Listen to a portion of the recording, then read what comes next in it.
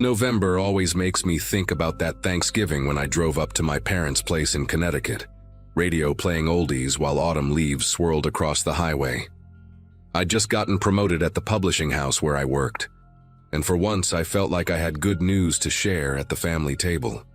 Mom had called 3 times that week to confirm I was coming, reminding me to bring my famous cornbread stuffing that everyone pretended to love. Dad was probably already stationed in his recliner, watching football with the volume too high, sneaking bites of whatever Mom had cooling on the counter. My sister Natalie would be there with her husband Tom and their twin boys, plus my brother Jason was flying in from Seattle with his girlfriend. Even cousin Beth promised to show up, though she had a habit of arriving fashionably late to everything since college. Our parents lived in one of those neighborhoods where every house had the same mailbox, and people actually cared about their lawn height. 40 minutes outside Hartford, in a town small enough that the grocery store clerk knew your birthday. Mom had been cooking since Tuesday, the kitchen windows fogged up from steam, her apron covered in flour and mysterious stains that she wore like battle scars. When I pulled into the driveway around 3 that afternoon, I could already smell the turkey through my car vents, that rich golden scent mixing with cinnamon and nutmeg from whatever pies were cooling inside. Natalie's minivan was parked crooked as always, and Jason's rental car sat beside it, still sporting an airport parking stub on the dash. Inside, the house buzzed with that special kind of chaos that only happens when family converges. Voices layered over each other, kids shrieking with joy, football announcers droning from the living room, and Mom orchestrating everything from her command post by the stove. Dinner was supposed to start at 5, but we all knew that meant 5:30 in Mom time, after she'd checked the turkey's temperature 4 more times and rearranged the table settings that were already perfect. Beth finally showed up around 4:30, breezing through the door with apologies about traffic and a store-bought pie that Mom would politely put on the dessert table next to her homemade ones. We were all catching up in the living room, Jason telling some story about turbulence on his flight, while Tom tried to keep the twins from destroying Mom's coffee table arrangement of ceramic pilgrim figurines she'd had since the 80s. Dad had dozed off in his chair, mouth slightly open, the remote balanced on his stomach, rising and falling with each breath. Everything felt exactly like it should, like every other year, comfortable and predictable in the best way possible. Around 5:15, just as Mom was calling everyone to help carry dishes to the dining room, the doorbell rang. We all kind of looked at each other because everyone was already here, and Mom hadn't mentioned inviting anyone else. Beth jumped up from the couch, saying something about how she forgot to mention she'd invited someone, her voice carrying that nervous pitch it got when she was covering for something. She hurried to the door before anyone could ask questions, and we heard her greeting someone warmly, though her laugh sounded forced, brittle around the edges. A moment later, she walked back in with this man, probably mid-30s, wearing a charcoal sweater over a white button-down, dark jeans, everything pressed and neat like he'd just stepped out of a catalog. He had one of those faces that was handsome in a forgettable way, brown hair trimmed short, clean-shaven, the kind of guy you'd pass on the street and never think about again. Beth introduced him as Kyle, and Mom, being Mom, immediately went into hostess mode, welcoming him and insisting he join us for dinner, saying there was plenty of food, which was true since she always cooked for an army. He shook hands with everyone, his grip firm but not trying to prove anything, smiled at the kids without that fake enthusiasm some adults put on, and complimented the house in this quiet, measured way. His voice had this particular quality, not quite monotone but close, like he was reading from a script he'd memorized. Jason offered him a beer, which he politely declined, asking for water instead. Natalie was already setting another place at the table, and Tom was making small talk about the weather and asking how he knew Beth. Kyle's answers were perfectly normal but weirdly vague, saying they'd met through mutual friends, keeping everything surface level without seeming evasive. We all settled around the dining room table, Mom's good china gleaming under the chandelier she only turned on for special occasions, the turkey golden and magnificent as a centerpiece surrounded by every side dish known to mankind. Dad carved while we passed around mashed potatoes, green bean casserole, cranberry sauce that still showed the ridges from the can, just how Dad liked it, and my stuffing that everyone took small portions of to be polite. Kyle sat between Beth and Jason, cutting his food into precise, identical pieces before eating, each bite deliberate and careful. He answered questions when asked, but never initiated conversation, and I noticed he kept glancing at the windows, quick little checks like he was timing something. The twins were getting restless, kicking table legs and whining about wanting pie already, while Natalie tried to bribe them with promises of extra whipped cream if they'd just eat 3 more bites of vegetables. That's when I saw it.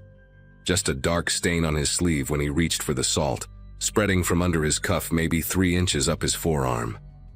At first I thought maybe it was sauce or wine, but the color was wrong, too dark, almost black against the gray fabric, and it had that stiff quality fabric gets when something is dried into it.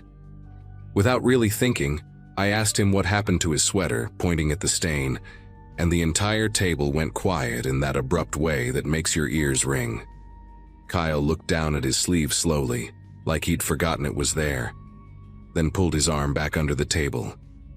Beth started to say something about how clumsy he was, always spilling things, but her voice cracked and died halfway through the excuse. Mom was staring at the spot where his arm had been, her fork suspended between her plate and her mouth, gravy dripping onto the tablecloth she'd ironed that morning. Kyle stood up then, not quickly but with this terrible purposefulness, pushing his chair back with both hands, and I remember thinking how his fingernails were too clean, like he'd scrubbed them raw. He reached into his back pocket and pulled out something black and heavy-looking, and for a second my brain refused to process what I was seeing, because things like that didn't belong at Mom's Thanksgiving table next to the ceramic turkey salt shakers she'd owned since before I was born. Dad started to stand too, his napkin falling to the floor, saying something about calming down. "Let's talk about this." But Kyle pointed the gun at him without even looking, like it was an afterthought, and Dad sat back down hard enough to make the dishes jump. One of the twins started crying, that hitching, confused sob kids do when they don't understand why the adults are acting wrong, and Tom tried to pull both boys closer, but Kyle made this clicking sound with his tongue, just once, and Tom's hand stopped moving. He walked over to the dining room entrance, still holding the gun loose and comfortable like it weighed nothing, and turned the deadbolt with his free hand, the sound impossibly loud in the silence broken only by the child's whimpering and the grandfather clock ticking in the hallway. Then he moved to the windows, pulling the curtains closed one by one, taking his time like he had all night, and with each swoosh of fabric the room got smaller and darker despite the chandelier blazing overhead. When he turned back to us, his face had changed somehow, not the features but the way he wore them, like he'd finally stopped pretending to be human and let whatever was underneath show through. He told us to put our phones on the table, voice still calm and measured, and we did, our hands moving like we were underwater. Mom's case with the painted roses, Dad's ancient flip phone, everyone's devices making a little pile next to the boat of gravy that was still steaming. Beth was shaking so hard her chair creaked, tears running down her face and dripping onto her plate, mixing with the cranberry sauce into something that looked like diluted blood. Kyle noticed and walked behind her chair, placing his free hand on her shoulder, and she went completely rigid, like a rabbit when a hawk passes overhead. He said he hadn't expected everyone to be here, that this was supposed to be simpler, but that plans change and we adapt, all while his thumb moved in small circles on Beth's shoulder like he was comforting her. Jason carefully, slowly, asked what he wanted. Money, cars, whatever it was, we could figure it out. But Kyle just tilted his head like Jason had asked something in a foreign language. He said he'd been watching Beth for weeks, learning her schedule, her habits, waiting for the right moment. And Thanksgiving had seemed perfect because she'd be distracted, happy, guard down. Except she'd invited him inside herself, thinking he was someone from her yoga class who'd been flirting with her. The next 2 hours were the longest of my life, Kyle making us sit there while he ate his pie, gun resting next to his plate like another piece of silverware, occasionally picking it up to gesture when someone shifted too much or breathed too loud. He told us about following Beth home from the grocery store, sitting outside her apartment, How easy it was to duplicate her parking pass, slip into her building's gym when she worked out at the same time every Tuesday and Thursday morning. Mom tried to keep the twins calm, singing quietly under her breath, old lullabies from when we were little, while Dad's jaw worked like he was chewing words he couldn't say. At some point, Tom's youngest threw up, fear and turkey mixing into something awful, and Kyle made Natalie clean it with Mom's good napkins while the rest of us watched. Nobody allowed to help or move or even look away. He went through our phones then, reading text messages out loud, showing us pictures from our own cameras, asking questions about people in the photos like we were having a normal conversation, like the gun wasn't right there, like Beth wasn't making these tiny wounded animal sounds every time he touched her hair. Around 8:30, Jason's girlfriend started moving her foot just slightly toward her purse on the floor, where I knew she kept pepper spray on her keychain because she'd shown it to me earlier, proud of the pink canister she'd bought after moving to the city. Kyle noticed immediately, of course he did, and very calmly shot the purse, the sound so loud in the dining room that my ears rang for 20 minutes after, the twins screaming, Mom pulling them against her even though Kyle had said not to move. The bullet went through the purse and into Mom's hardwood floor, leaving a hole that would never really get fixed, just covered with a rug that nobody would ever explain. He said the next one wouldn't be aimed at the floor, said it just like he was passing the butter, and Jason's girlfriend wet herself, the shame and terror on her face something I still see sometimes when I can't sleep. We sat there for another hour after that, nobody trying anything, until police sirens started getting closer, and Kyle stood up like he'd been waiting for them, walking to the back door that led to Mom's garden, telling us to count to 100 before moving. Nice and slow, out loud, together, and we did, our voices shaking through numbers while we heard his footsteps on the deck. Then nothing. The police found us still sitting at the table when they broke through the front door, Beth in complete shock, unable to speak for 3 days afterward. The rest of us trying to explain what happened while EMTs checked everyone, even though nobody was physically hurt except for bruises on Beth's shoulder, shaped like fingertips. Turns out Kyle wasn't even his real name, and the man they eventually caught 3 states over had been doing this for years, choosing women who lived alone, sometimes just watching them for months, sometimes breaking in. But we were the first family situation he'd attempted. The detective said we were lucky, that it could have gone much worse, but lucky isn't the word I'd use for what happened to us. Beth moved back home with our parents for 6 months, couldn't be alone. Jumped whenever someone knocked on a door, and even now, years later, she won't go to yoga anymore. Won't go anywhere she might run into strangers who seem too friendly, too interested in her schedule. We still do Thanksgiving at Mom and Dad's house because Mom refused to let him take that from us. But it's different now, smaller, quieter, everyone arriving together, leaving together, no strangers, no plus ones unless we've known them for years. And Dad installed 3 new deadbolts and a security system that he checks obsessively. The hole in the dining room floor is covered by a Persian rug Mom bought at an estate sale, and we all step around it carefully, like it might still be dangerous, like stepping on it might somehow bring him back. Sometimes during dinner I'll catch one of us staring at the chair where he sat, now pushed into the corner and used only to hold coats, and we'll make eye contact and look away quickly, the memory passing between us like a static shock. The twins don't remember much, which is a blessing, but Natalie says they still sometimes ask why everyone got so quiet that night, why Aunt Beth was so sad, why we had to count to 100, and she tells them it was just a game, just a silly adult game that went too long, and they believe her because they were young enough that their minds protected them from the worst of it, rewrote the story into something softer, safer, something that couldn't follow them into their dreams.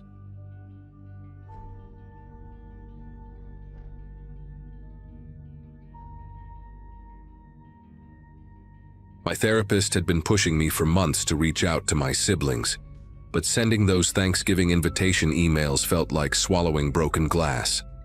5 years we'd gone without speaking, all because of some stupid fight over Dad's estate that spiraled into something uglier than any of us intended. Carolyn and Bradley had been my best friends once, before lawyers and appraisals and old resentments turned us into strangers. Sitting in my kitchen that October afternoon, I stared at my laptop screen for 20 minutes before finally hitting send on both messages.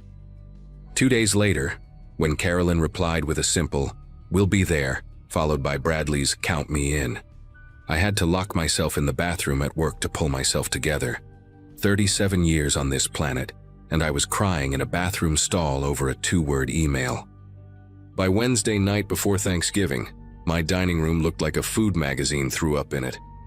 I'd spent nearly $300 at Whole Foods, another $100 at Trader Joe's, and even drove 40 minutes to this specialty shop in Westchester for some fancy butter from France that supposedly made everything taste better. Every single item still sealed in its original packaging, laid out on my counter like evidence in a crime scene. The 22-pound turkey from that organic farm upstate, the pre-made sides with their tamper-proof seals, even the pies came in those rigid plastic containers you need scissors to open. Carolyn was bringing her husband Mark and their daughter Ashley, who I hadn't seen since she was 9 and missing her front teeth. Bradley would come alone, his divorce papers barely 2 months old, probably dreading the questions everyone would carefully not ask. Thanksgiving morning arrived with one of those crisp blue skies that made you grateful to be alive, and I was up at 6, too anxious to sleep any longer. The turkey went into the oven first, still in its original packaging until the very last second when I transferred it to the roasting pan. I actually took a photo of the sealed package before opening it, some paranoid part of me wanting proof that everything started out fine.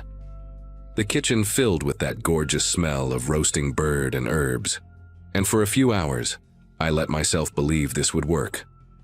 I kept checking my phone, waiting for last-minute cancellations, but the family group chat stayed quiet, except for Carolyn sending a thumbs-up emoji when I texted that dinner would be at 4 sharp. They arrived within minutes of each other, which felt staged somehow, like they'd coordinated in the driveway to avoid any awkward one-on-one time.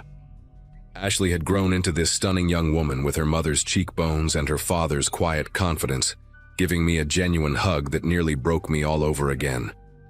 Bradley looked thinner, worn down in that specific way divorce carves into people, but he brought flowers, yellow roses like Mom used to grow.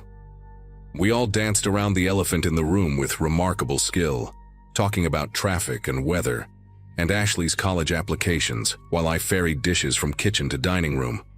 Mark helped carve the turkey, making some joke about his surgical precision from years of fishing, and for about 30 beautiful minutes, we felt like a family again. We were halfway through the meal when Carolyn's fork clattered onto her plate. She pressed her hand against her chest, her face draining of color so fast it looked like someone was adjusting the contrast on a TV screen. Mark was asking if she was okay when she pitched forward, her face nearly landing in the mashed potatoes before he caught her shoulders. Ashley screamed, that sharp teenage pitch that cuts through everything, and I was already reaching for my phone when Bradley made this horrible gasping sound. He stood up, knocking his chair backward, clutching at his throat like something was stuck, but nothing was there.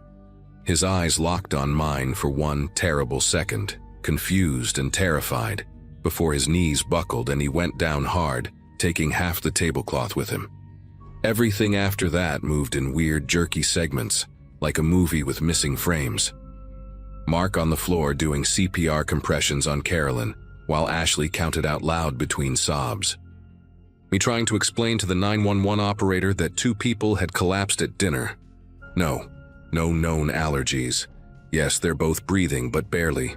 The turkey sitting there on its silver platter, looking obscene and wrong while my brother writhed on my dining room floor.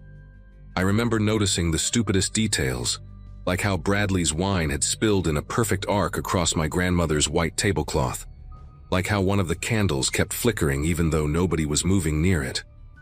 The paramedics arrived in 12 minutes that felt like 12 hours, and suddenly my house was full of strangers in uniforms, radios crackling, medical terms I didn't understand bouncing off the walls. At the hospital, they separated us immediately. Carolyn and Bradley went straight to the ICU, while the rest of us got shuffled into different exam rooms for blood tests and questioning. A doctor with exhausted eyes and day-old stubble explained that both my siblings showed signs of acute poisoning, something called tetrodotoxin, which made no sense because that comes from pufferfish, and we definitely hadn't eaten any exotic seafood. The police showed up while nurses were drawing my blood for the third time, 2 detectives who looked like they'd rather be anywhere else on Thanksgiving night. They bagged up my phone after I showed them the photo of the sealed turkey package, asked me to write down every single thing we'd eaten, where I'd bought it, who had access to my house. Mark kept Ashley pressed against his side while she shook, both of them testing negative for any toxins just like me. The detective, a woman named Ramirez with silver streaking through her black hair, drove me back to my house around midnight to collect the food evidence. My dining room looked like a scene from those true crime shows Ashley was always watching. Abandoned plates with half-eaten food, Bradley's chair still tipped over, that wine stain already setting into the fabric. We went through my kitchen with gloves on, bagging up every leftover, every package from the trash, even the empty containers I'd already rinsed. Ramirez found the turkey packaging in my recycling bin, held it up to the light from her phone, and that's when we both saw it, a tiny hole near the bottom corner, so small you'd never notice unless you were looking.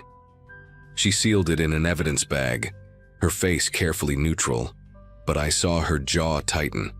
Someone had injected poison through the packaging, which meant someone had been in the store, targeting that specific turkey, knowing I would buy it.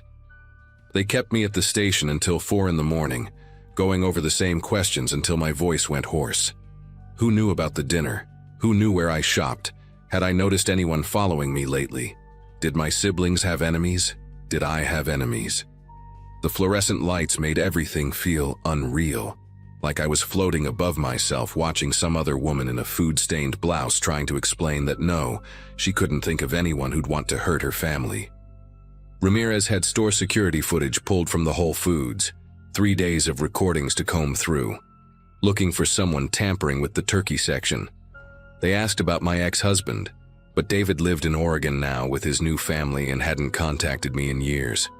They asked about work conflicts, but I processed insurance claims for a living, boring stuff that never involved anything worth killing over. I stayed at a hotel that night because I couldn't face going home to that dining room battlefield. Didn't sleep, just sat in the uncomfortable chair by the window watching occasional cars pass on the empty street below, checking my phone every few minutes for updates from the hospital. Carolyn was stable, but still unconscious, machines breathing for her. Bradley had come around briefly, couldn't speak yet but squeezed the nurse's hand when asked if he could hear her. The hotel room smelled like old cigarette smoke painted over with industrial air freshener, and I kept replaying the dinner in my head, looking for signs I'd missed. Had anyone been watching the house when they arrived? Was there something strange about how quickly everyone got sick? Why only Carolyn and Bradley when we all ate the same food? Around 6 in the morning, I gave up pretending to rest and drove to the hospital, where Mark was sleeping across 3 waiting room chairs with Ashley curled against him like she was 5 years old again. Ramirez called while I was getting terrible coffee from the hospital vending machine, her voice tight with something I couldn't identify. She needed me to come back to my house immediately. Wouldn't say why over the phone, just that there had been a development.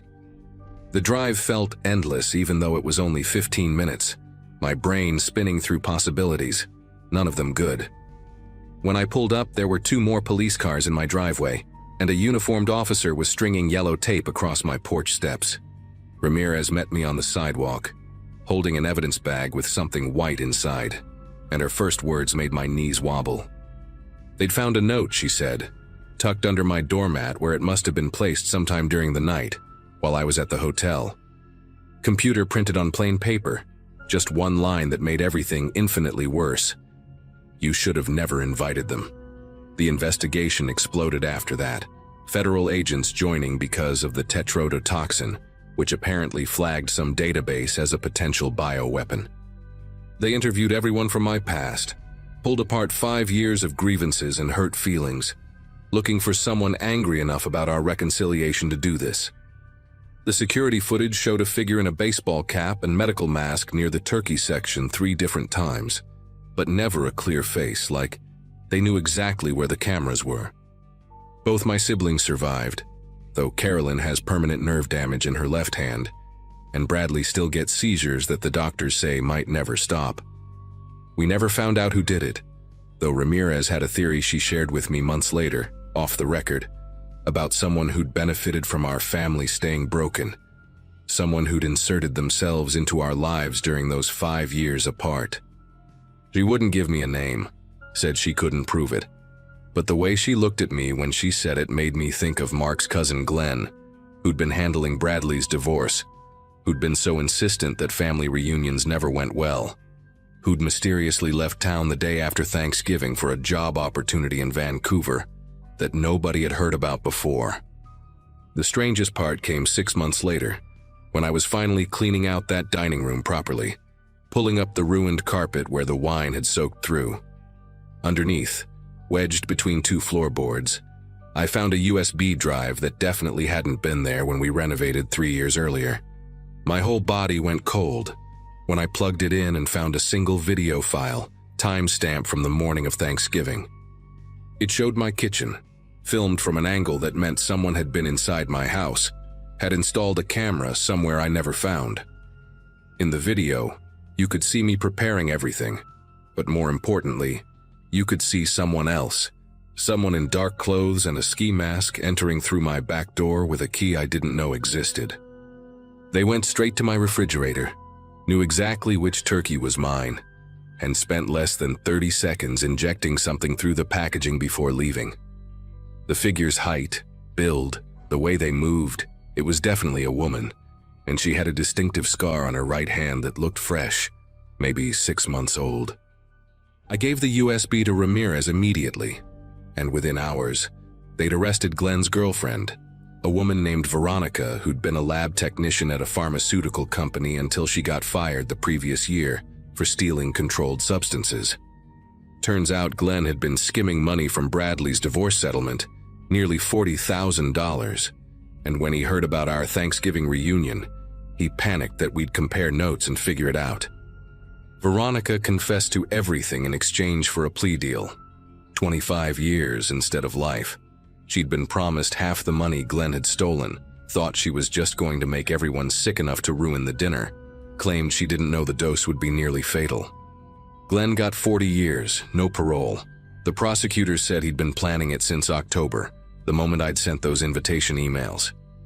He'd installed that camera during a friendly visit to check on me, copied my spare key, tracked my shopping patterns through my credit card statements he could access through the divorce proceedings.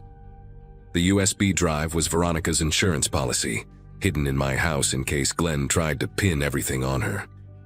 These days, Carolyn and Bradley and I have dinner together every Sunday, no exceptions. Always at restaurants where we can see the kitchen, always ordering different dishes, never sharing food. We don't talk about that Thanksgiving anymore, but we also don't let each other out of sight for very long. And honestly, that's the only good thing that came from almost losing everything. We remembered that staying angry is a luxury you can only afford when you're certain you'll have another chance to make things right.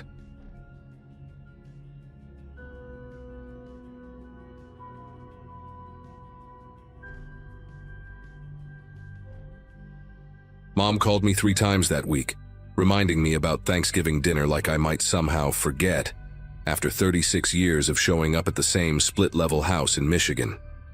Since the divorce papers were finalized in September, she'd been extra persistent about family gatherings, probably worried I'd spend the holiday eating Chinese takeout in my studio apartment. Dad had retired from the auto plant earlier that year, and according to Mom, he'd been drinking his way through retirement, tinkering in his workshop on projects nobody asked for, mostly birdhouses that cluttered the garage shelves. Uncle Frank would be there, of course, Dad's younger brother who owned a plumbing company 2 towns over, and never missed a chance to drink Dad's beer while complaining about millennials ruining the trades. Pulling into the driveway that afternoon, I noticed the Lions flag on the porch had faded to almost pink, and through the kitchen window, steam from Mom's cooking fogged the glass, same as every year since I could remember. Dad answered the door holding a Coors Light, his 3rd or 4th judging by how he gripped the door frame for balance, and Uncle Frank's laugh boomed from the living room where the parade flickered on TV. My sister Amanda had already claimed the kitchen with Mom, her husband Steve chasing their twin boys around the coffee table while they shrieked and threw couch pillows at each other. Amanda shot me a look that said she'd been dealing with this chaos all morning, stirring gravy while Mom basted the turkey for the 100th time, both of them moving around each other with practiced efficiency. The house smelled exactly like childhood, sage and butter, and that specific brand of coffee Mom only bought for holidays. And I grabbed a beer from the fridge, settling into the worn spot on the couch while Dad and Frank argued about whether Detroit would make the playoffs.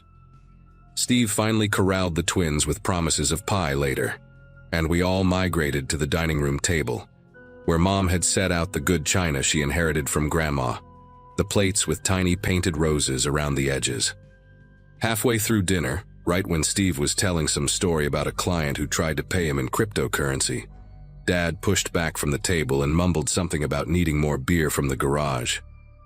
Uncle Frank followed him, which seemed weird since Frank still had half a Budweiser next to his plate, but nobody else appeared to notice, too busy laughing at Steve's impression of the crypto guy explaining blockchain.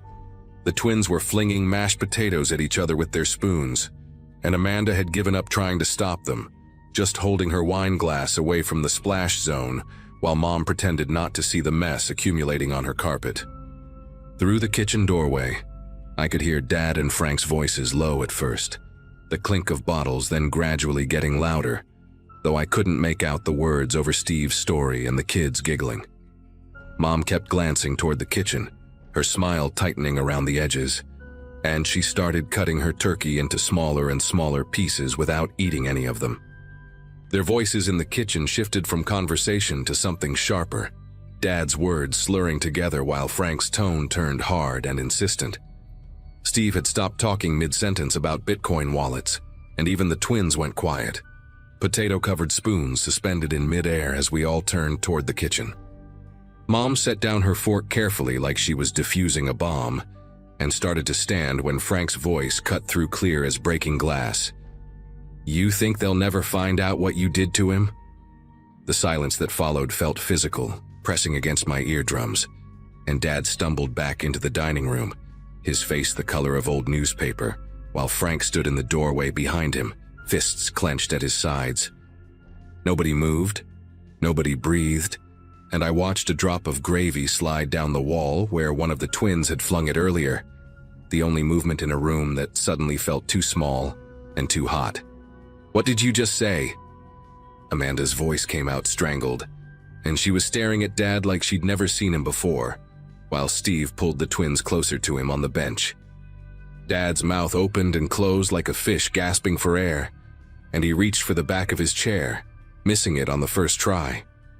Frank stepped into the dining room, and I noticed his work boots left mud prints on Mom's white carpet, these dark smudges that seemed important somehow, like evidence at a crime scene.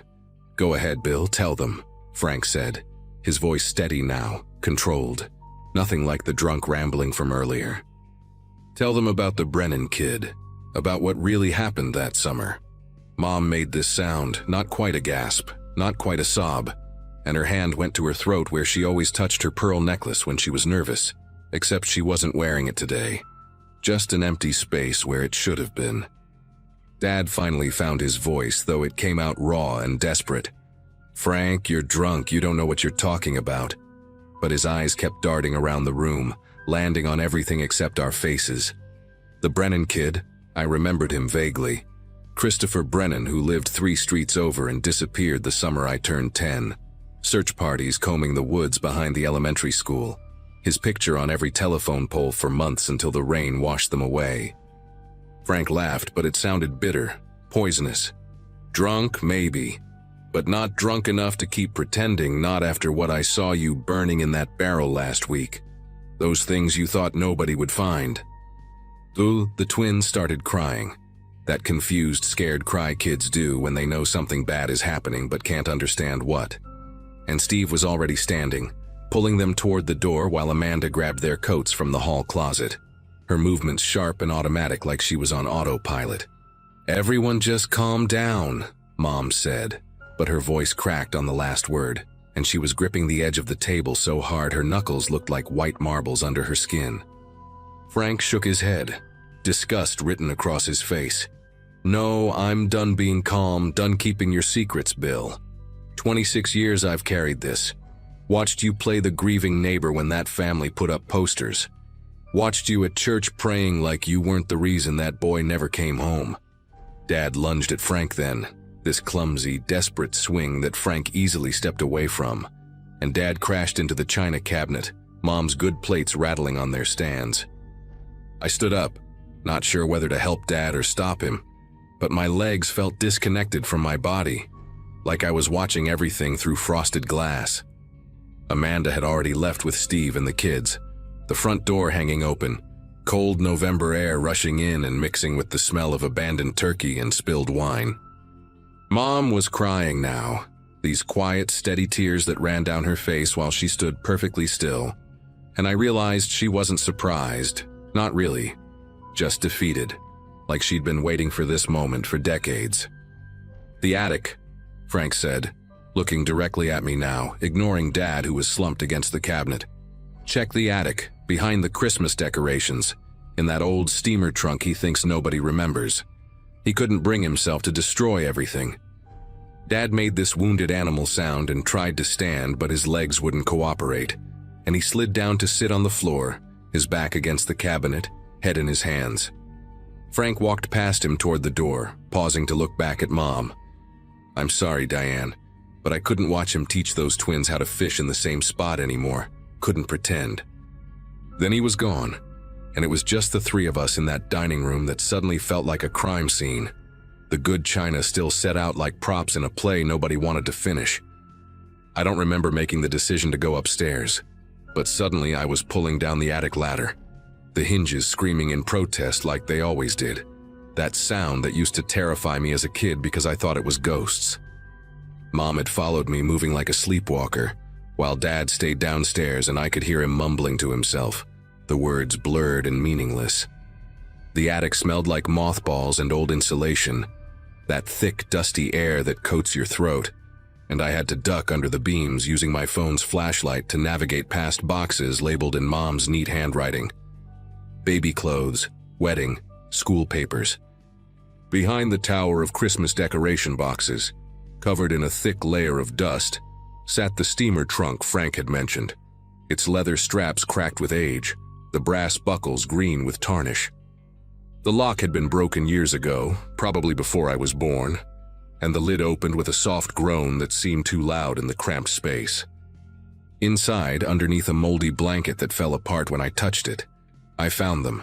A child's sneaker, just one, the red stripes faded to pink, a Teenage Mutant Ninja Turtles wallet with $3 still inside, and at the bottom, wrapped in plastic that had yellowed with age, a newspaper from July 1998.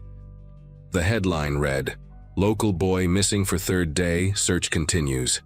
And there was Christopher Brennan's school photo, that gap-toothed smile every third grader had, his hair sticking up in the back despite what was probably his mother's best efforts with a comb. But it was what lay beneath the newspaper that made my chest tighten. Dad's work shirt from the plant, the one with his name embroidered on the pocket, stained with something dark that had turned rust-colored over the years, and caught in the fabric, several strands of hair, lighter than Dad's, lighter than anyone's in our family. Mom stood behind me, her breathing shallow and quick, and when I turned to look at her, she seemed to have aged 10 years in 10 minutes, her face gray in the dim light from my phone.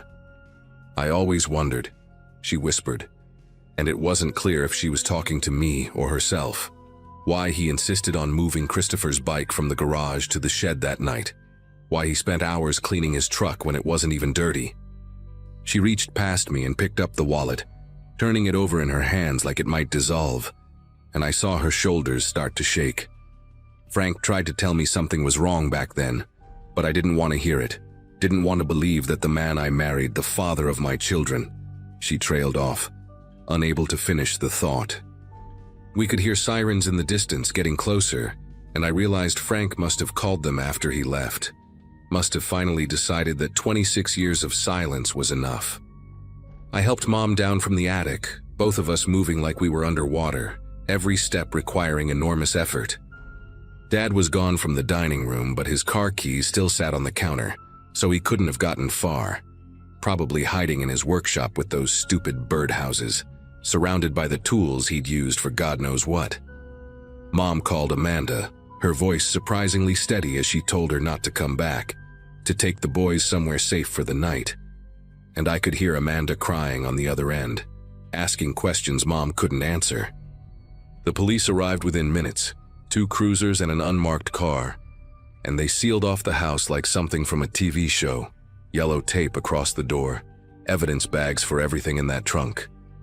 They found Dad in the workshop like I'd guessed, passed out next to a half-empty bottle of whiskey, sawdust in his hair, and they took him away in handcuffs while the neighbors watched from their windows, probably thinking this was about drunk driving or a domestic dispute, having no idea that they'd been living next to a monster for decades. Mom went to stay with her sister in Ohio, couldn't bear to sleep in that house again, and I drove back to my apartment in a daze, the radio playing holiday music that sounded like it was coming from another planet. The Brennan family finally got their answers, though I'm not sure if that made things better or worse, and Dad's trial starts next month, though his lawyer is already talking about diminished capacity, about how alcohol destroyed his judgment that night so long ago. Mom filed for divorce, sold the house to a young couple who didn't care about its history, just saw a good deal in a nice neighborhood, and that Lions flag probably still hangs from the porch, faded and forgotten, like nothing ever happened there at all.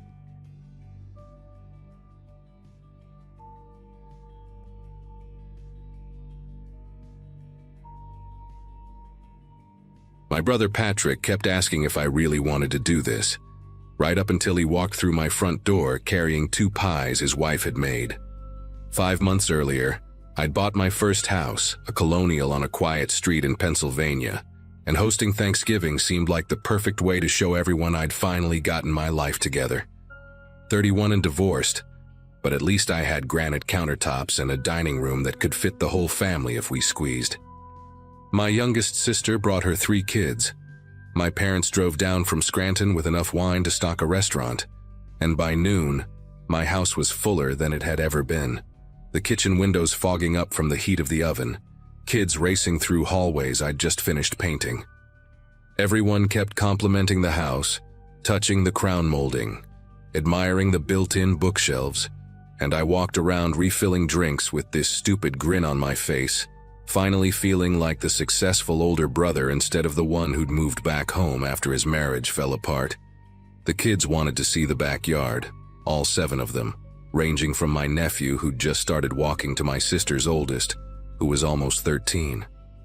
I remember unlocking the back door, the one off the kitchen that led to the deck, warning them about the steps being slippery from the morning frost that hadn't quite melted. They tumbled outside in a chaos of jackets and sneakers, and I turned back to check the turkey, calling over my shoulder for them to stay where I could see them through the window. My brother-in-law Carl was telling some story about his boss. Everyone gathered in the living room laughing, and I was focused on whether I'd remembered to put butter under the turkey skin, the sounds of family filling up every corner of my new house. When the kids came back inside maybe 20 minutes later, their cheeks red from the cold, tracking leaves across my clean floors, I didn't think to check if anyone had locked the door behind them. Dinner went better than I could have imagined, everyone finding their seats after some shuffling. The dining room table extended with both leaves, card tables pushed against the ends to make one long banquet setup. My dad carved the turkey while making the same jokes he'd been making since I was 5. My mom kept getting up to help, even though I told her to sit, and Patrick's wife Susan took photos of everything with her phone, saying she wanted to document my first hosting. The gravy was perfect. Nobody mentioned that the rolls were slightly burned on the bottom, and even my teenage niece, who usually ate nothing but chicken nuggets, tried the green bean casserole. We went around the table saying what we were thankful for, and when it got to me, I said something about family and new beginnings. But what I really meant was that I was thankful they'd all shown up, that they trusted me enough to break tradition and drive to my house instead of gathering at my parents' place like we'd done for 30 years. By the time we got to dessert, the sun had already set, which happens early in late November, and I'd turned on every light in the house to keep that warm feeling going. The kids were getting restless, sent back outside earlier with flashlights to burn off energy while the adults lingered over coffee and pie. My Aunt Helen was deep into her second glass of wine, telling embarrassing stories about my dad when they were kids, and I was in the kitchen cutting a third pumpkin pie when everything went dark. Not just the lights, but the hum of the refrigerator, the dishwasher I'd just started. Everything electrical just stopped. In the sudden quiet, we could hear the kids outside screaming, though it sounded more like excitement than fear, probably thinking the power outage was some kind of adventure. I had a flashlight in the kitchen drawer, one of those heavy metal ones I'd bought when I first moved in, thinking about being a responsible homeowner. The fireplace in the living room was still going, thank God, casting these orange shadows that danced across everyone's faces as they pulled out their phones for light. Except none of the phones were working right. The screens lighting up but showing no signal, no Wi-Fi, like we'd been cut off from everything beyond these walls. Patrick tried to make a joke about it being like the old days, but his voice had this edge to it, and Susan kept trying to call her mother, who was watching their baby. My dad went to check the circuit breaker in the basement while Carl and I gathered candles from around the house, those decorative ones I'd bought to make the place smell like vanilla and cinnamon. We were all trying to act normal, keep the mood light for the kids who'd come rushing back inside, but there was this weight in the air, this wrongness that made everyone speak in lower voices. That's when I saw it. Just a glimpse at first, while carrying candles from the hallway closet back to the dining room. A shape moving past the window in the study, the room I'd turned into a home office, where nobody should have been. My first thought was that one of the kids had wandered in there, maybe looking for something to do without their tablets working. But all 7 of them were in the living room, huddled around the fireplace while my mom told them stories. I stood there in the doorway counting them again. Owen, Madison, all of them accounted for. And when I looked back toward the study, the door was slightly open, though I knew I'd closed it that morning after wrapping the last of the presents I'd hidden in there. The smart thing would have been to say something right then, get everyone together, but I didn't want to ruin everything. Didn't want to be the paranoid divorced guy who panics over shadows at his first family gathering. I walked down the hallway, each floorboard creaking under my weight, sounds I'd never noticed before when the house was full of electrical humming and family noise. The study door was definitely open now, maybe 6 inches, and through the gap I could see the curtains moving, even though the windows were closed.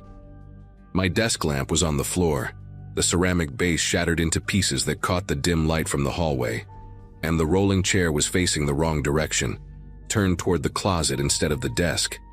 But the worst part was the smell, this mixture of wet earth and something chemical, like fertilizer mixed with gasoline, completely different from the turkey and pie scents that filled the rest of the house. I pushed the door open wider, holding my flashlight like a weapon, and that's when I noticed the muddy footprints on my Persian rug, large boots that had walked from the window to the desk, then to the closet where the door stood partially open, darkness pooling inside like spilled ink.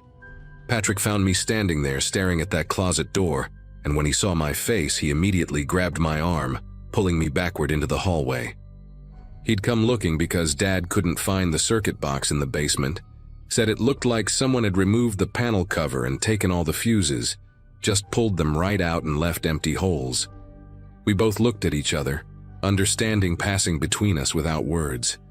And then we heard Susan scream from the living room, not a startled yelp, but a real, throat-tearing sound that made us both run. She was standing by the fireplace pointing at the kitchen doorway, where a man none of us recognized stood perfectly still, wearing a thick canvas jacket and work boots caked with mud. He had this weathered face, deep lines around his mouth and eyes, gray stubble covering his jaw, and he was holding one of my kitchen knives, the big one I'd used to carve the turkey, just holding it down by his side like he'd been interrupted in the middle of something. Nobody moved for what felt like minutes but was probably only seconds. The kids pressed against my mother on the couch, my dad stepping slowly in front of them, while Carl grabbed a poker from the fireplace. The man didn't say anything, just stood there breathing heavily, his chest rising and falling under that stained jacket, and I could see now that his jeans were torn at the knee, dried blood visible on the fabric. His eyes kept moving from face to face, not wild or crazy, but calculating, like he was counting us, figuring out the odds. Patrick whispered for Susan to take the kids upstairs, but when she tried to move, the man shifted the knife to his other hand, a small gesture that froze everyone in place. The firelight made the blade gleam orange and red, and I noticed his knuckles were scraped raw, bits of skin hanging loose like he'd been punching something or someone before he got to my house. I tried to speak, to ask what he wanted, if he needed help. Anything to break this terrible silence, but my throat felt sealed shut. Then my nephew Owen, only 4 years old, started crying, that exhausted, scared wail that little kids do when they're beyond comfort, and it broke whatever spell was holding us. The man took a step forward and Carl swung the poker, not at him but at the wall, screaming for him to get back, get out, leave us alone. The sound was explosive in the quiet house, and suddenly everyone was moving. My sisters pulling their kids behind furniture, my Aunt Helen throwing her wine glass which shattered against the door frame, red wine splashing across the white paint like blood. The man stumbled backward, not from being hit but from the chaos, the knife clattering to the floor as he raised his hands to shield his face from the shower of glass and liquid. And that's when I saw the second one, a younger guy, maybe 20, standing at the top of the stairs just watching everything unfold with this blank expression. The younger one started down the stairs, taking them 2 at a time, and Patrick grabbed a brass candlestick from the mantel, shouting at him to stop. But he kept coming. My dad, 67 years old with a bad hip, charged at the older man who was still recovering from Helen's wine glass attack, tackling him into the wall, with a sound that shook picture frames off their hooks. They went down hard, the intruder's head hitting the hardwood with a crack that made everyone gasp, and Carl jumped on top, pinning his arms while my dad rolled away gasping. The younger one reached the bottom of the stairs and I moved without thinking. All that anger about the divorce, the loneliness, the pressure of this perfect Thanksgiving exploding out as I grabbed him by his flannel shirt and drove him backward into the grandfather clock my parents had given me as a housewarming gift. The glass face shattered, the pendulum swinging wildly as we crashed through it, and I could hear my mother screaming my name, my sisters crying, chaos erupting through my perfect new house. Patrick hit the younger one with the candlestick while I had him pinned against the broken clock once, twice, until he slumped sideways, blood running from his ear. The older man was trying to get up, Carl struggling to hold him down, when we heard it clear and sharp through the broken silence. Sirens approaching fast. My 13-year-old niece Madison was standing by the window holding her phone up, and she said in this tiny voice that she'd found a spot near the glass where she got 1 bar of signal, just enough to call 911 before it cut out again. The older intruder stopped struggling when he heard the sirens, just lay there on my floor staring at the ceiling, while the younger one moaned against the destroyed grandfather clock. We held them there, my family forming a circle around these strangers who'd invaded our Thanksgiving, until red and blue lights flooded through the windows and police officers came through both the front and back doors, weapons drawn, shouting for everyone to get down, to show their hands, turning our family gathering into a crime scene. Later, after the ambulances took both men away and the police finished taking our statements, we learned they were father and son, had been breaking into houses all over the county during family gatherings when they knew people would be distracted. They'd hit 3 other homes that same day, stealing cash, jewelry, whatever they could grab while families ate dinner in the next room. The police found a van parked 2 streets over with bags of stolen items, including things from my study that I hadn't even noticed were missing, my laptop, some silver cufflinks from my wedding that I'd kept despite everything, even the bottle of expensive bourbon I'd been saving for a special occasion. The cops said we were lucky, that usually these guys were in and out without anyone knowing, but something had gone wrong with their plan. Maybe they'd gotten greedy or lost track of time, and when the power went out, when we all started moving around with flashlights and candles, they'd gotten trapped in the house with us. We spent the rest of the night at Patrick's place, Nobody wanting to stay in my house with the blood on the floors, the broken clock, the wine stains on the walls that looked like violence itself. The kids were remarkably okay, treating it like some wild adventure they'd survived, already making up stories about how brave they'd been. My dad's hip was bruised but not broken. Carl had cuts on his hands from the struggle, and I couldn't stop pacing, couldn't stop thinking about that unlocked back door, how easily everything had turned from celebration to nightmare. But here's the thing nobody talks about when something like this happens. We were closer after that night than we'd ever been before, bonded by something deeper than blood or tradition.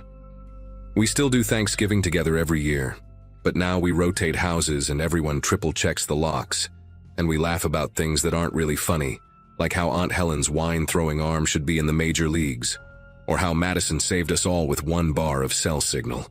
We never found out why the phone stopped working or who cut the power. The police said the intruders denied doing it, but it doesn't matter now. What matters is that we survived it together, that my first Thanksgiving in my new house became the story we'll tell forever. The year we fought back, the year we discovered what family really means when everything goes dark.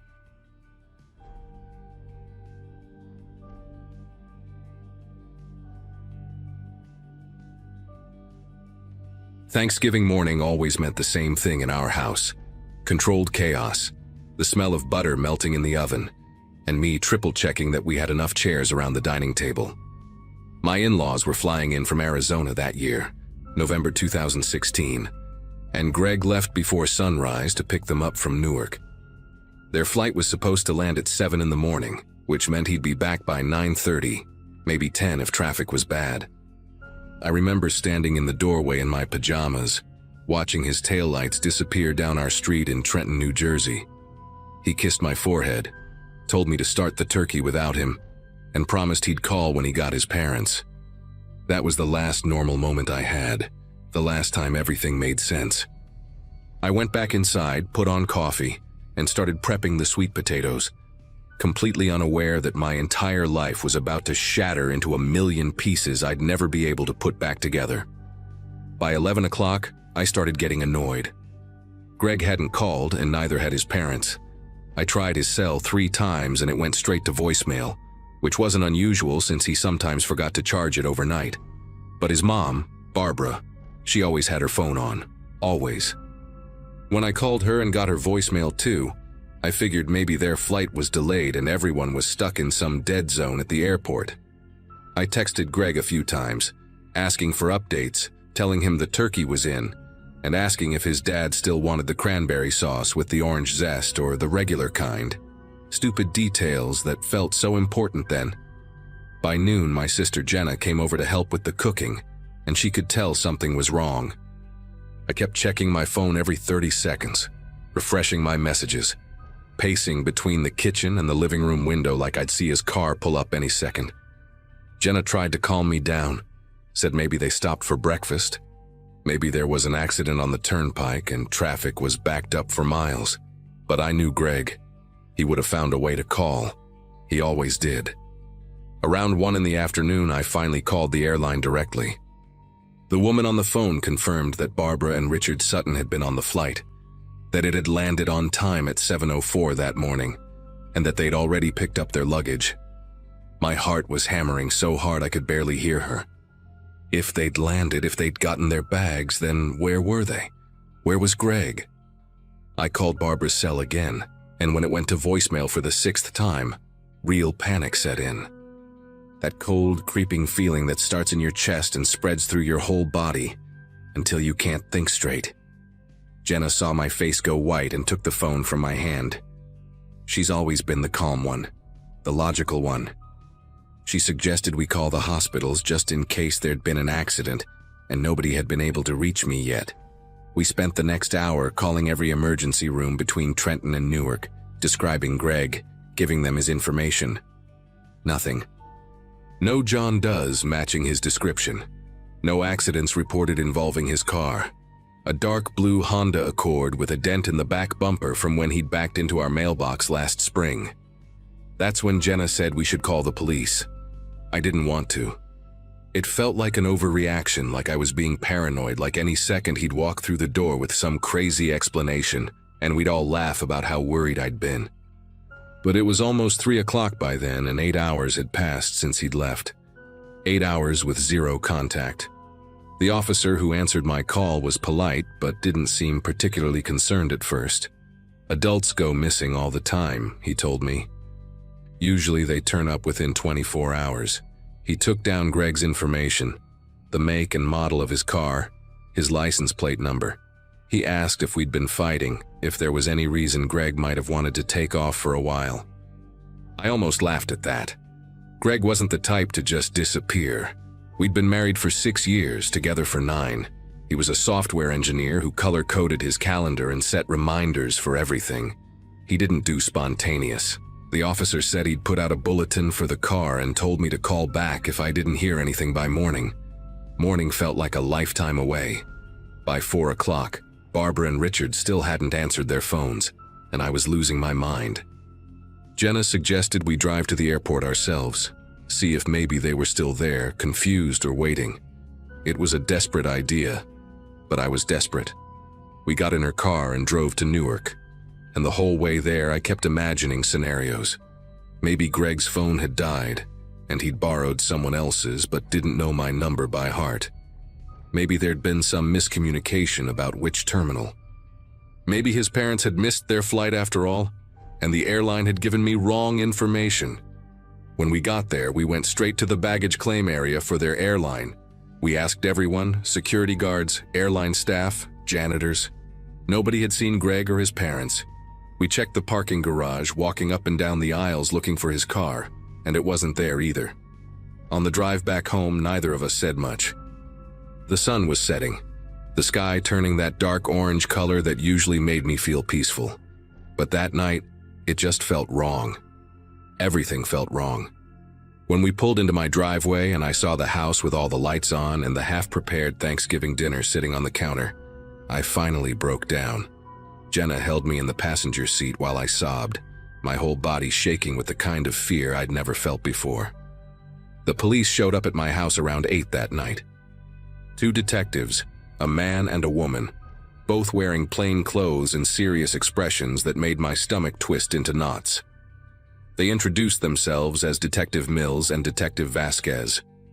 They wanted to know everything, so I walked them through the entire day, every detail I could remember.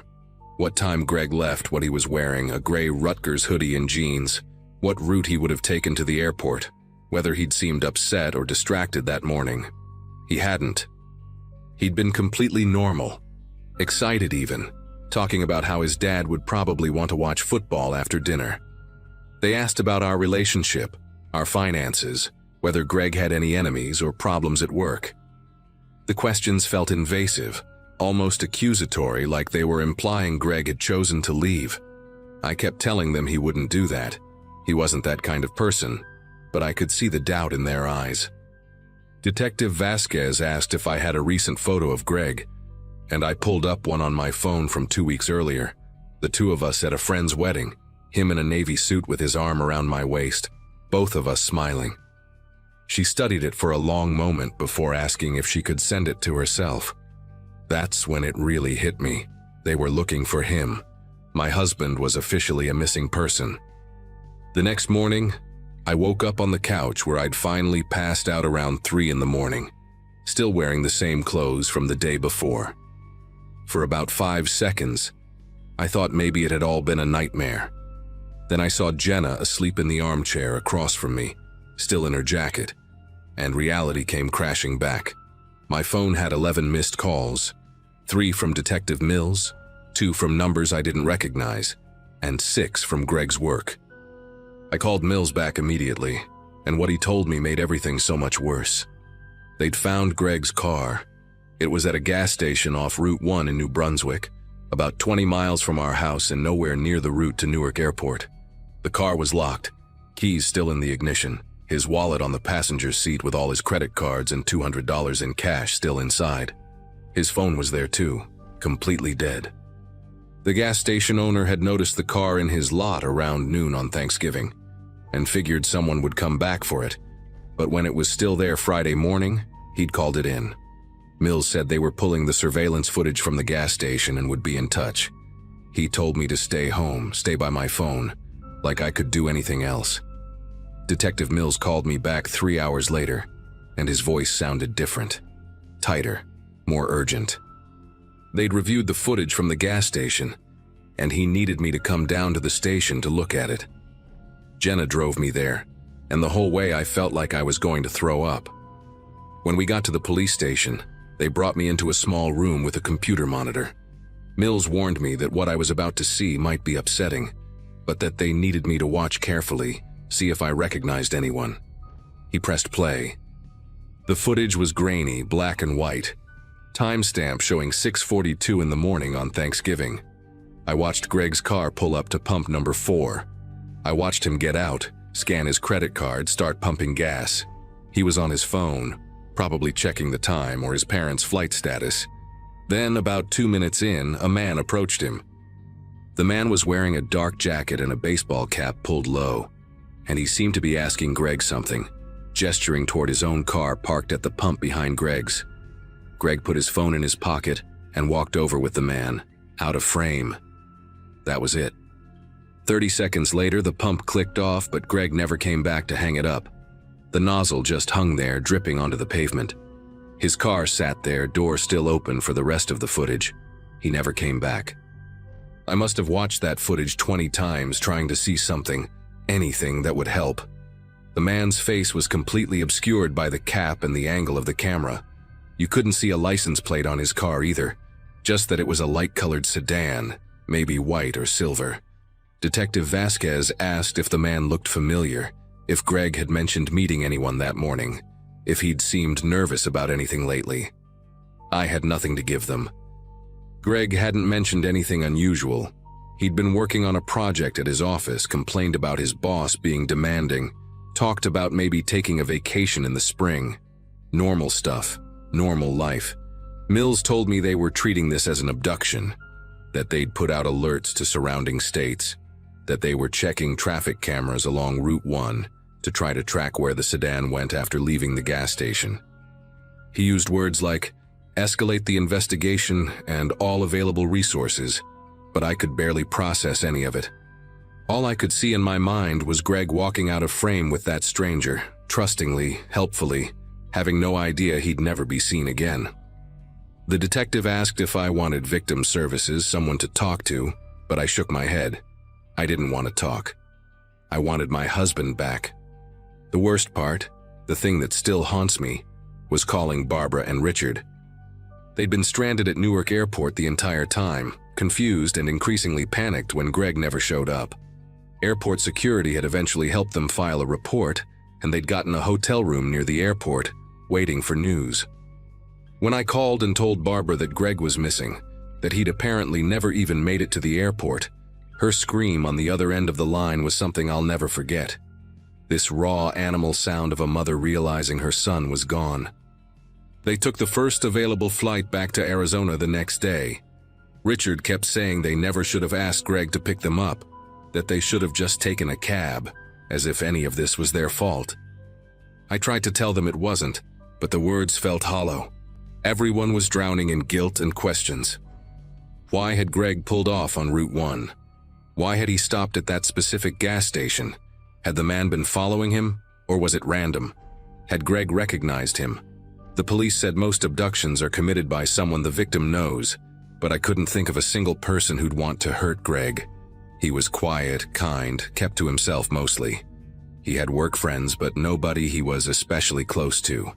No drama, no debts, no secret life that I knew about. Days turned into weeks, and the investigation went cold. The police tracked the sedan to a highway entrance but lost it in traffic.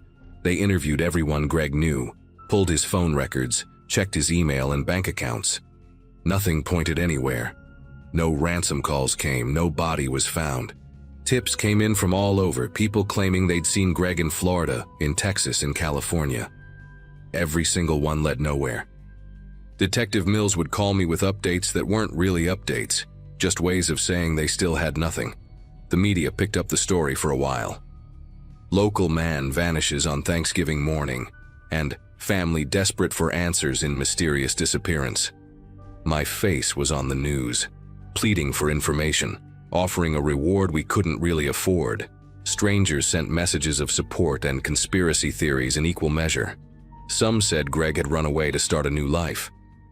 Others said it was human trafficking. A few even suggested I'd done something to him and staged the whole thing. The cruelty of people when they think they're being helpful is something I wasn't prepared for. Greg's job held his position open for 3 months before they had to officially let him go. I couldn't go back to my work at the dental office. Every time I tried, I'd have a panic attack in the parking lot. Jenna moved in with me for a while because I couldn't stand being alone in the house. Everything reminded me of him. His coffee mug in the cabinet, his shoes by the door, the dent in the couch where he always sat. It's been 9 years now. 9 years since that Thanksgiving morning, and I still don't have answers. The case is officially cold, though Mills retired and the new detective assigned to it calls me once a year on the anniversary, more out of obligation than hope. I've learned to live with the not knowing, though it never gets easier. People ask me all the time if I've moved on, if I've dated anyone, if I've considered having Greg declared legally dead so I can get closure. The truth is, I can't. Some part of me is still waiting for him to walk through that door with an explanation, no matter how impossible that seems. I've gone to therapy, joined support groups for families of missing persons, done everything people suggested. It helps, in small ways. I can function now. I went back to work eventually, moved to a different apartment because I couldn't stay in that house. But there's this permanent hole in my life, this question mark that will never be answered. Who was that man at the gas station? What did he want? Where did he take Greg? Is my husband even still alive, or did he die that morning and I've spent 9 years waiting for a ghost? The hardest thing is how ordinary it all was. Greg wasn't doing anything wrong. He wasn't in a dangerous place or taking risks. He was getting gas on his way to pick up his parents, being a good son, and someone took him, just like that, in broad daylight at a gas station off a major highway, and nobody saw anything useful. No witnesses came forward. The man in the baseball cap vanished like smoke. Sometimes I drive past that gas station, even though I know I shouldn't. It's still there, same pumps, same building. Pump number 4 is where I always stop when I need gas now. Some kind of twisted ritual I can't explain. I stand there and try to imagine what Greg was thinking in those last moments before he walked away. Did he sense danger? Did the man say something threatening? Or was Greg just being his usual helpful self, the kind of person who'd stop to help a stranger without a second thought? That's what kills me the most. Greg's kindness, the thing I loved about him, might be what got him taken. I want people reading this to understand something. This can happen to anyone. Your husband, your wife, your kid. One moment they're there, living their normal life, and the next they're gone. No warning, no goodbye, just gone. And you're left with nothing but questions and security footage that shows the exact moment your entire world ended. I still check my phone sometimes, half expecting to see a text from Greg apologizing for being late. I know that's insane, but hope doesn't follow logic. It just exists, stubborn and painful, even when it shouldn't. If anyone out there knows anything about what happened that morning, if you saw something, if you remember a light-colored sedan, or a man in a dark jacket and baseball cap near New Brunswick on Thanksgiving 2016, please come forward. Even now, after all this time, I just want to know what happened to my husband. I just want to bring him home.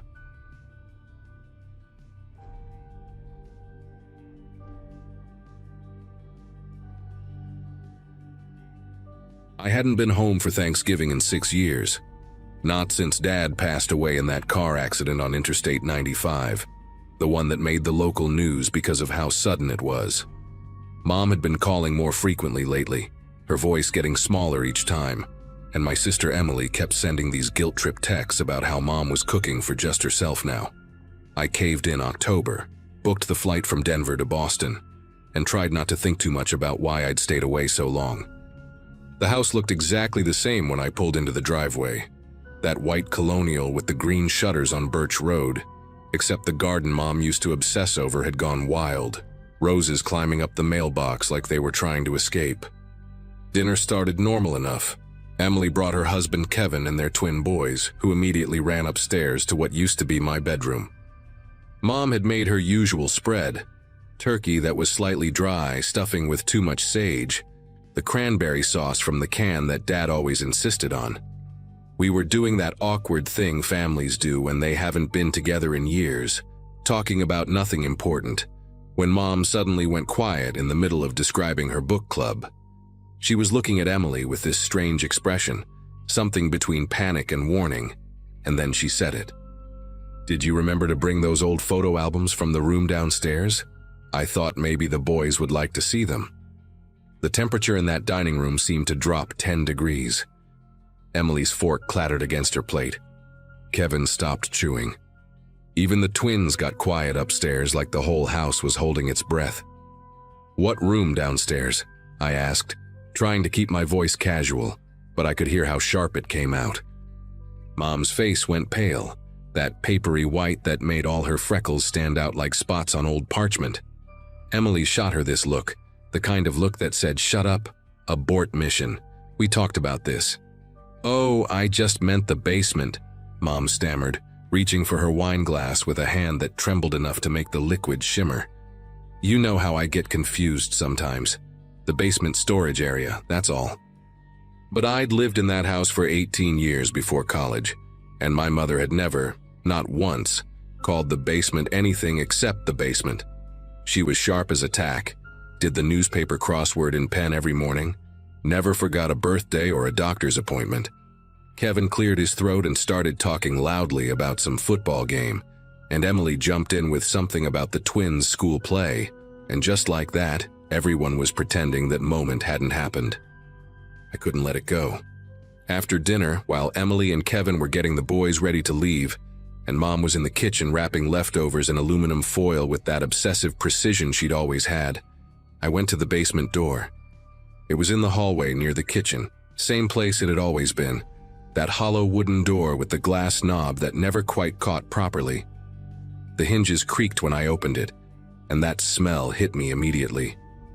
Not the usual basement smell of concrete and old cardboard boxes. This was different, sharper, like industrial cleaner trying to mask something organic underneath. The stairs were the same ones I'd walked down 1,000 times as a kid, going down to grab a can of tomato paste for Mom, or to find Christmas decorations in storage. But they felt steeper now, more threatening in the yellow light from the single bulb at the top. When I reached the bottom, I stood there on the cold concrete floor, looking around at the familiar landscape of my childhood's overflow. The furnace hummed in the corner where it always had. The shelves Dad built were still there, sagging under boxes labeled in Mom's neat handwriting. Christmas ornaments, Easter decorations, Emily's baby clothes. The old ping-pong table folded against the wall, its surface covered in dust thick enough to write in. Everything was exactly where I remembered it, except for one thing. On the far wall, past the water heater and the ancient freezer that hadn't worked since 2009, there was a door. A heavy wooden door with a deadbolt lock, painted the same dull gray as the concrete walls, like someone had tried to make it disappear. I walked toward it slowly, my sneakers making soft squeaking sounds on the floor, and I realized with absolute certainty that this door had never been here before. I would have remembered.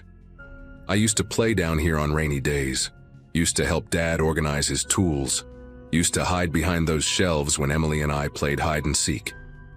That wall had been blank, just concrete, and one of Dad's old Red Sox pennants hanging from a nail. The deadbolt was new, the metal still shiny, not like the rusty fixtures on everything else down here. But hanging on a small hook next to the fuse box, maybe 3 feet from the door, was a single key on a rubber keychain shaped like a lobster, the kind you get at tourist shops on the Cape. My hand was steady when I reached for it, which surprised me because inside my chest my heart was going like a jackhammer. I should have gone back upstairs, should have confronted Mom and Emily, demanded to know what they were hiding. But I didn't. I walked to that door, slid the key into the deadbolt, and heard the mechanism click open with a sound that seemed too loud in the quiet basement. The door swung inward when I pushed it, revealing darkness and a smell that made my throat close up. That chemical cleaner smell, but stronger now, mixed with something damp and rotten like old carpet that had gotten wet and never dried properly. I fumbled along the wall inside until I found a light switch, one of those old toggle switches that clicked loudly. A bare bulb flickered on, weaker than the one lighting the main basement, casting everything in sickly yellow shadows. The room was smaller than I expected, maybe 10 feet by 12, with concrete walls and floor just like the rest of the basement. But this wasn't storage. There was a metal frame bed pushed against one wall, just the frame with no mattress, and bolted to the floor near the foot of it were 2 heavy chains, the kind you might use to secure a boat or tow a truck. The ends had thick metal cuffs, hinged and lined with something that might have been rubber once but was now cracked and stained dark. On the opposite wall, someone had installed metal brackets, the kind used for shelving, but there were no shelves. Just the brackets positioned at different heights like measurement marks. A folding chair sat in the corner, and on it was a spiral notebook, the cover water-damaged and warped. My legs felt disconnected from my body as I walked to that chair, picked up the notebook with fingers that didn't seem like mine. The first few pages were grocery lists in Mom's handwriting, completely normal, milk and bread and chicken breasts. Then the list stopped, and there were dates. Just dates, written in Dad's blocky print starting in November 2006 and continuing for years. Next to each date was a number, ranging from 2 to 16. No context, no explanation, just date after date after date, the last entry from March 2014. I was at college in 2006, starting my freshman year at UMass Amherst, calling home every Sunday and talking about classes and roommates and nothing important. I flipped faster through the pages, and toward the back I found something that made the room tilt sideways. Polaroid photographs, maybe 20 of them, tucked between pages. They showed this room, but not empty like it was now.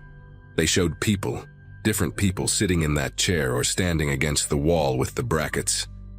Their faces were blurred out with black marker, thick scribbles that made them anonymous, but you could see they were conscious, staring at the camera, and every single one of them was holding a piece of paper with a date written on it. I dropped the notebook and heard something shift beneath the chair, a hollow sound like something sliding. When I bent down, barely able to breathe now, I saw that one of the concrete floor tiles was loose. I pried it up with my fingernails, breaking 2 of them, and underneath was a shallow space, maybe 4 inches deep. Inside were ID cards, driver's licenses, all from different states. Massachusetts, Vermont, New Hampshire, Maine. I counted 11 of them. Young people, early 20s mostly, men and women with hopeful faces staring out from the plastic cards. I recognized one immediately because her face had been everywhere in 2007, plastered on telephone poles and news broadcasts. Jennifer Huang, missing from a rest stop outside Albany in November 2006. I'd been 17 when that happened, and Mom had gotten so paranoid she wouldn't let me drive anywhere alone for months. Under the IDs was a folded piece of paper, official looking, with the letterhead of the Massachusetts State Police. It was a report, typed and formal, and my father's name was at the top. Detective Vincent Mercer, badge 2847. The report detailed an investigation into a suspected trafficking operation along Interstate 95. Young people disappearing from rest stops and gas stations between 2004 and 2009. There were names, dates, locations, and there, in the middle of the second page, was a paragraph that made my vision blur around the edges. Detective Mercer has been placed on administrative leave, pending internal investigation into evidence tampering and obstruction. Multiple witnesses have recanted statements after private meetings with Detective Mercer. Physical evidence from 3 separate cases has been reported missing from the evidence locker to which Detective Mercer had access. Investigation ongoing. The date on the report was January 2009. Dad retired in March 2009, took early retirement for health reasons, and we'd never questioned it because he'd seemed fine, just said he wanted to spend more time with family. The report was signed by someone named Captain Howard Brennan, and at the bottom, written in pen, was a handwritten note. "Vincent, we know. Leave now or we file charges. Your family doesn't need to know why." I don't know how long I sat on that concrete floor with those IDs spread around me like playing cards. Could have been 5 minutes. Could have been an hour. My brain kept trying to make it make sense, kept trying to find some other explanation, but there wasn't one. My father had done this, had brought these people here, kept them in this room for days or weeks, and then what? The dates in the notebook stopped in 2014, a full year before his accident. I heard footsteps on the stairs and Mom's voice calling my name, getting closer, more urgent. When she appeared in the doorway, she stopped like she'd hit an invisible wall. Her face went through about 5 different expressions in 2 seconds, landing on something that looked like defeat. "You weren't supposed to see this," she said quietly, and her voice had none of the tremor from dinner, just flat acceptance. Emily appeared behind her, and she wasn't surprised at all. They'd both known. They'd always known. "We found it 6 months after the funeral," Mom said, coming into the room slowly, like she was approaching a wounded animal. "Emily came to help me clean out his things from the garage, and we found the key in his toolbox with that police report folded inside. We came down here together and saw all of it." She gestured weakly at the chains, the brackets, the notebook I'd dropped on the floor. "We didn't know what to do. If we went to the police, his pension would be gone. The house would be taken, and those people, those families, they'd been through enough without dragging it all back up. He was already dead. We couldn't bring him to justice or bring those people back." Emily was crying silently, her arms wrapped around herself. "We cleaned it as best we could, sealed the door, tried to forget it existed. But Mom keeps slipping up, especially when she's nervous, mentions it without thinking. I gathered up all the IDs, the report, the notebook, every photograph, and put them in a plastic storage bin I found on one of the shelves. Mom and Emily watched me do it without saying a word. When I was done, I looked at them both and said the only thing I could think to say: "I'm taking these with me. I'm going to sit with this for a while and figure out what to do." Mom started to protest, her hand reaching out, but Emily stopped her with a look. The drive back to my hotel that night was a blur of streetlights and stop signs that I barely registered. I kept the bin in my hotel room, couldn't leave it in the car, couldn't let it out of my sight. For 2 weeks I didn't sleep much, just kept going through everything, researching each name on those IDs, finding their families online, seeing the missing persons pages that some of them still had up after all these years. Jennifer Huang's mother had died in 2012. Her father remarried and moved to California. Some of the others had families still searching, still posting anniversary appeals on social media. In the end, I did what I think my father's victims deserved. I called a lawyer first, explained the situation hypothetically, learned about statutes of limitations and evidence chains and what could actually be done this many years later. Then I made copies of everything, every document, every photo, every ID. I sent the copies anonymously to the Massachusetts State Police Cold Case Division with a typed letter explaining where the evidence came from and providing the exact address of the house. I kept the originals locked in a safe deposit box in Denver, along with a letter to be opened if anything happens to me. The police showed up at Mom's house 3 weeks later. She called me crying, said they'd found the room, were tearing it apart, bringing in forensics teams. Emily stopped speaking to me entirely. The news coverage lasted about a month before it faded into the background noise of other tragedies. They confirmed identities on 6 of the 11 IDs through DNA evidence found in that room, gave those families some kind of closure even if it came with nightmares. Mom lost the pension, had to sell the house to pay for lawyers, moved into a small apartment in Worcester that I helped pay for even though she barely speaks to me anymore. I haven't been back to Massachusetts since. I don't think I ever will.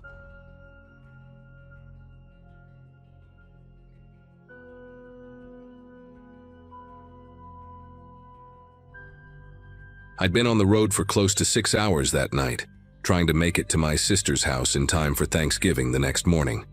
I had a small rental car, the kind that hums a little too loud at high speed, and a thermos of coffee that had gone lukewarm hours ago. The highway was nearly empty. just stretches of blacktop broken by the occasional truck roaring past. Around midnight, I saw the blue glow of a rest stop sign and figured I'd pull in, stretch my legs and maybe splash some water on my face. The cold night air hit me the second I opened the door, sharp and almost metallic, like it carried a hint of something electrical. The place was dead quiet. Just a single pickup near the entrance and a white van parked diagonally across from me with its engine still running. The rest stop lights flickered every few seconds, casting long shadows that seemed to move on their own across the asphalt. I remember thinking it was odd for anyone to leave a van idling that long, especially this late, but maybe the driver was asleep inside. I shrugged it off, locked my car, and started walking toward the restroom building. Halfway there, I noticed the vending machines by the wall were humming unevenly, that low mechanical buzz that almost sounds like breathing if you listen too long. I stretched, rubbed my neck, and checked my phone for signal. Barely one bar. That's when I heard something. It wasn't a full scream or a cry for help, more like the sound someone makes when they're trying not to be heard. It came from behind the tree line just past the rest stop fence. My first thought was that maybe someone's pet had run off, or a couple had pulled over to argue in private. But then she appeared. A woman, barefoot, hair tangled, wearing what looked like pajama pants and a gray hoodie that hung off one shoulder. She stumbled out from between the trees and froze when she saw me. Her voice was barely audible, hoarse and shaking. "Please, don't look at me. Don't draw attention." I just stood there, confused, my mind catching up to her words. Her eyes darted toward the white van, and for a split second I thought I saw movement inside, like a shadow shifting behind the tinted glass. She kept glancing toward the van, whispering for me to stay quiet. I wanted to ask if she was hurt, if someone was following her, but the way she looked, wide-eyed and trembling, made me realize she didn't want to be seen. The sound of the van's engine droned across the lot, steady and low. There was no one in the driver's seat. I took a step back toward my car, trying to process what I was looking at, when she suddenly crouched down behind one of the trash bins near the curb. "They'll see us," she said, barely moving her lips. That word, "they," froze in my head like a splinter. I turned my head just enough to glance back at the van again.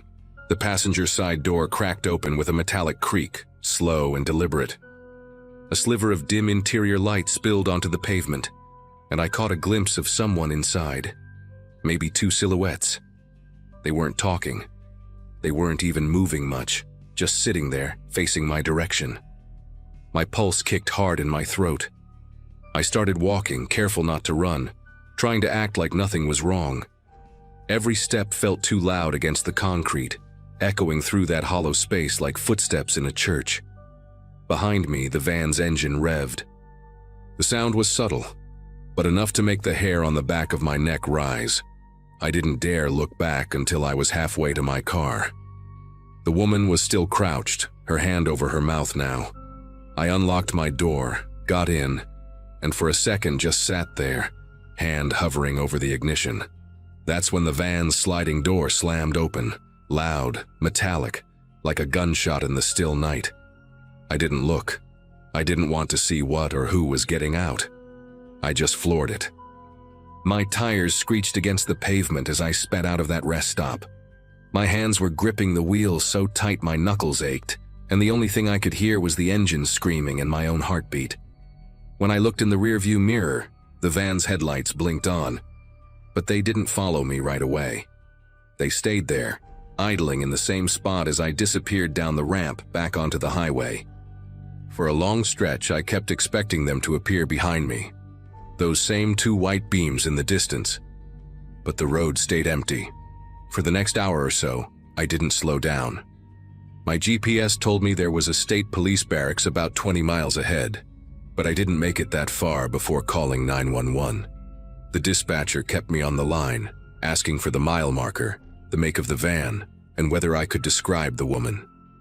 I told her everything: the bare feet, the way she looked terrified, the running engine, the people sitting still inside. She was quiet for a few seconds before saying they'd already received 2 similar calls that night from drivers along the same stretch of highway. One ended with a missing person report. By the time I pulled into a gas station near the next exit, I could barely hold the phone steady against my ear. The place was bright and noisy, a total contrast to the darkness I'd just left behind. A trooper arrived within minutes and asked me to show him exactly where the rest stop was. When I mentioned the woman, his expression changed. Not surprised, more like frustrated. He said they'd been searching that area for days. Apparently, several travelers had gone missing over the past month, all last seen between mile markers 214 and 238. They took my statement, and I waited around while more officers headed out to check the scene. About an hour later, one of them returned. He didn't say much, just that the van was gone when they arrived, and the woman hadn't been found. They did, however, find fresh tire tracks leading into a dirt trail behind the tree line, the kind that wouldn't show up on any map. The officer told me to keep my doors locked if I planned to continue driving that night, then handed me a card with a case number. I made it to my sister's place the next morning, way later than I'd planned, and I didn't tell her any of it. I didn't sleep that night, and I still haven't taken that route again. A few weeks later, I read an article about a human trafficking ring operating across multiple states, using vans and fake breakdowns to lure people at remote rest stops. It mentioned arrests had been made near that same highway. They didn't say anything about a barefoot woman. Sometimes when I stop at rest areas now, I still glance at the tree line, half expecting her to step out again, whispering for help.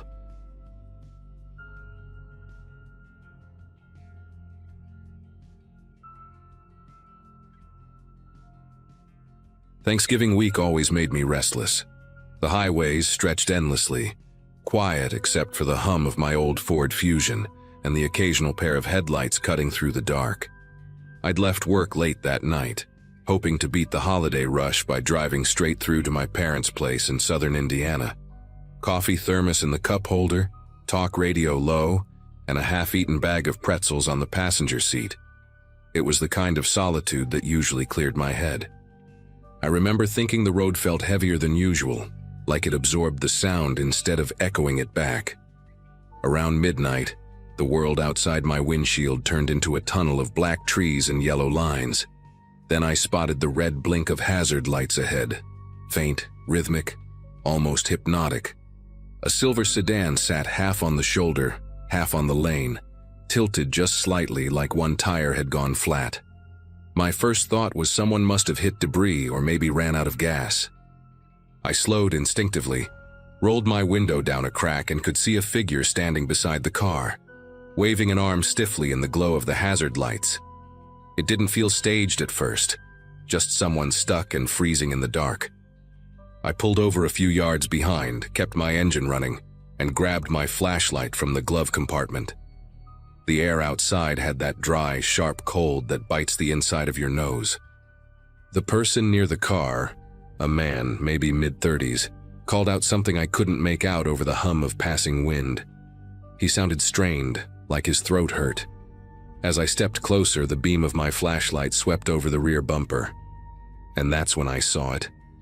Behind the car, a second silhouette moved, crouched low like they were checking the tire, but their position didn't make sense. The person wasn't fixing anything. They were waiting. My pulse jumped before I could rationalize it. I slowed my pace and angled the flashlight so it didn't reveal how tense I suddenly felt. The first man gave a half-hearted smile and said his battery died. His voice had this forced steadiness, like he'd rehearsed the line. The second figure didn't move, just shifted slightly. And I caught a dull glint near their hand. Maybe metal, maybe nothing. But it made my stomach twist. Every instinct screamed to back away calmly. But I knew if I turned my back too soon, I'd regret it. I forced a polite laugh and said I had jumper cables in the trunk, hoping to sound casual while I calculated my next move. The man nodded quickly, too quickly, and glanced toward the crouched figure as if waiting for a signal. My headlights cast long shadows over the road, and I realized how far we were from anything. No houses, no distant glow from gas stations, just black trees hemming us in. I popped the trunk halfway, pretending to dig around while keeping one eye on them. That's when the crouched person stood up. They were taller than I expected, wearing a hood pulled tight, and for a second, they froze in the glare, deciding what to do. Something about the stillness broke me out of whatever hesitation I had left. I slammed the trunk shut, jumped back into the driver's seat and hit the locks. The first guy shouted something, not words I recognized, more like a bark, and both of them started running toward the car. My tires spun on the shoulder gravel before catching the asphalt. The hazard lights shrank fast in the rearview mirror, and for a moment, I thought that was it. But then, in the red glow of my taillights, I caught movement again. Their car's headlights flared to life. They weren't stranded at all. My chest felt like it was pulsing with the rhythm of the road as I pushed the accelerator harder than I ever had. The sedan's lights grew larger behind me, closing the distance. Every curve of the highway felt like a gamble. One wrong turn and I'd be in a ditch. I couldn't call anyone. My phone had no signal for miles. The only thing I could think to do was keep driving until I found a sign of life. Then, through the windshield, I spotted a green highway marker flashing by. Exit 114, 5 miles. I didn't even know what town it led to, but it was my only shot. The other car pulled closer, high beams flaring through my mirrors. They swerved left, then right, trying to line up beside me. I kept my steering wheel locked straight, praying the road wouldn't curve again. Finally, I saw a cluster of yellow streetlights ahead, the faint outline of a gas station and a diner. I cut across the lane, barely keeping control, and took the exit ramp at nearly 70. My car fishtailed but stayed upright. Behind me, the sedan missed the turn, flying past the exit and disappearing down the highway. I coasted into the gas station lot and parked beneath the brightest light I could find. For a minute, I just sat there, gripping the steering wheel so tightly my fingers hurt. The gas station looked half abandoned, one of those places that stayed open 24 hours only on paper. A flickering sign buzzed overhead, and a single car was parked by the convenience store entrance, an old blue pickup, empty inside. I stepped out, scanning the road behind me. Nothing but the faint hum of engines somewhere far off. My heart was still hammering, but the silence felt heavier than the chase itself. I walked inside, trying to explain what happened to the sleepy cashier who looked barely out of high school. He blinked at me like he wasn't sure if I was serious until I pointed outside toward the highway. He picked up the phone right away and called the county sheriff. While we waited, I caught my reflection in the glass cooler door. I looked pale, older somehow, like the night had taken something from me. When the deputy arrived, I told him everything, every detail I could remember. The fake breakdown, the crouched figure, the moment their headlights came on. He nodded slowly, jotting things down on a small notepad, then told me something that made my stomach knot all over again. Apparently, there had been 3 similar reports that week. People pulled over to help stranded drivers along that same stretch of highway, and at least 1 car had been stolen. The deputy offered to follow me to the next town so I could rest at a motel. I agreed without thinking twice. The drive there felt longer than it should have. Every pair of headlights I saw in the rearview mirror made my pulse spike again. Even inside the motel room, I couldn't sleep. I kept the blinds half open, the TV volume low and the keys right by my hand. When I finally drifted off near dawn, I dreamt of flashing hazard lights pulsing in the dark, always getting closer, never stopping. It's been a few years now, and I still avoid driving at night whenever I can. Every Thanksgiving since then, my family jokes about how I finally learned to slow down, but they don't know the reason why. Sometimes when I'm on an empty road and see lights in the distance, my foot hesitates before pressing the gas. I think about that man, the one who waved me down, and the figure behind his car waiting for me to stop. Maybe they moved on to another highway. Maybe they were caught. Maybe they're still out there waiting for someone else to be kind enough to pull over.